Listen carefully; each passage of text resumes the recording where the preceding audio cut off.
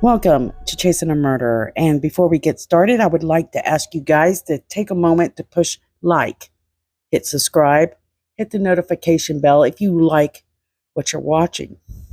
I try to keep this sponsor free completely, no ads, everything that I can. So please take a moment to at least like. So I want to go over this Hannah Kobayashi story again because we have some new information coming out that just doesn't make sense, but also it might make a little sense. Does that make sense? We have heard from Hannah Kobayashi's family time and time again how they believe that she was in danger.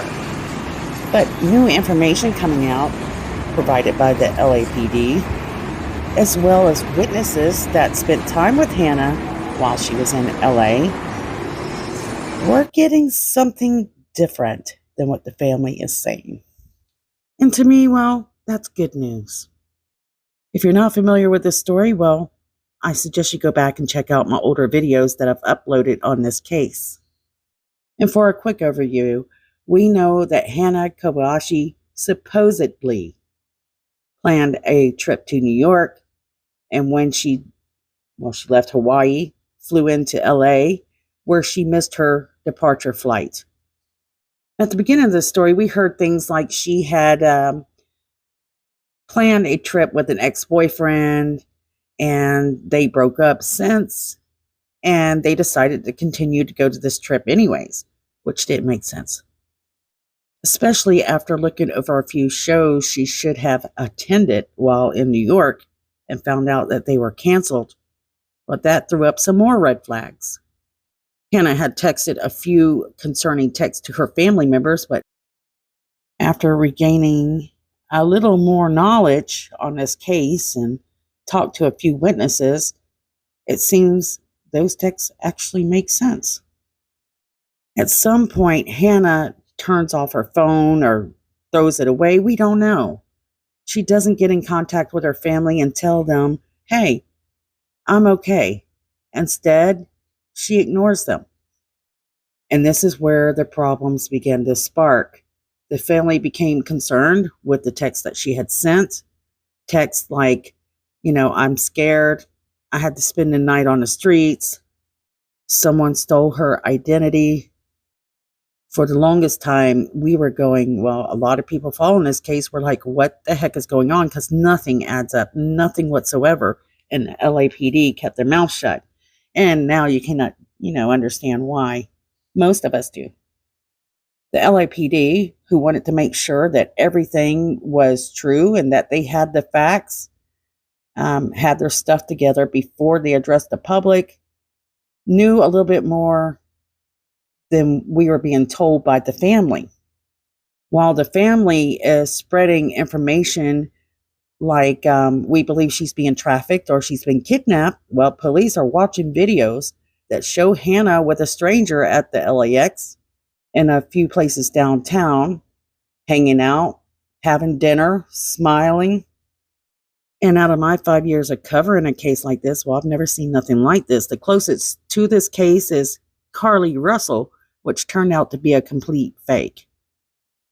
Police believe that Hannah missed her flight on purpose. We've never got reasons for that, but I'm sure we will later. And Hannah meets this guy at the LAX. So that's around 9 p.m. on November 11th. This mysterious guy, we don't know his name, we don't know what he looks like. Investigators said that they had spoken twice to this man, who said they first met, like I said, at 9 p.m. on November 11th. She was leaving the airport, and she was looking for directions to get to the train station.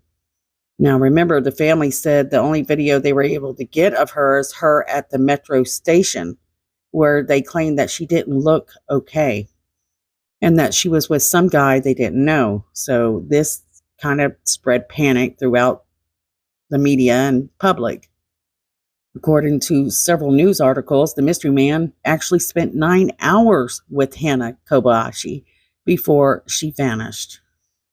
The way that this guy described Hannah is that she was a free spirit, but otherwise seemed completely normal. So she met this guy just one day before she went to the Mexico border. Now, we haven't seen that video, but the man bumps into Hannah outside of the LAX. They walked through downtown LA together, talking and smiling until they made their way to the Union Station where they fell asleep together. And it's after that point that when he wakes up, Hannah's no longer there. According to the LAPD, they said that this guy was one of the first people that they tracked down. And so they were able to talk to him, and they had a sense of her, what she was like, what her state of mind was like, at least according to the witness. So this is how police figure out that she gets on a bus headed towards Mexico. Now, according to Lieutenant Doug Oilfield, is with the Los Angeles Police Department, by the way. For a while, he was the last person to have seen her when we didn't know where she was, according to Doug. So we did have to spend a few days on this to ensure that nothing bad happened, end quote. So they determined that this guy was not a threat, not at all. And Hannah, so far, wasn't in danger. Now, on top of that, we're learning that Hannah, an ex-boyfriend, and a guy that goes by Alan and his girlfriend are all involved what is being labeled as a marriage scam. And of course, we have to use those terms lightly because you have to wait for everything to come out and for that to be proven. So it's an alleged marriage scam that she's involved in. There's even rumor of possibility that that's, probably what happened with some of the funds that she was speaking about in text. Now, something that was very strange was some of the text that Hannah had sent family members was her identity was stolen. Yet they have photographs of Hannah at the border of Mexico with her passport and wallet. Let's not forget her luggage. And from what we can tell of that picture, she looks fine. It's at that point that the police had established that most likely that she was voluntarily missing, which caused a complete other bunch of rumors as to why she's not contacting her family. We learned yesterday that the families had been on an out over who is the face of this case, when in all reality, there shouldn't even be a face on this case. There should be no media, nothing as far as that we can tell, because it would be interfering with Hannah's privacy, which she has the right to have. But to be on the safe side, LAPD says, although they're not going into Mexico to search for Hannah, whenever they hear that she's returned to the States, they want to speak with her to make sure that she is legitimately safe. But I bet you there's a little bit more to that story as well.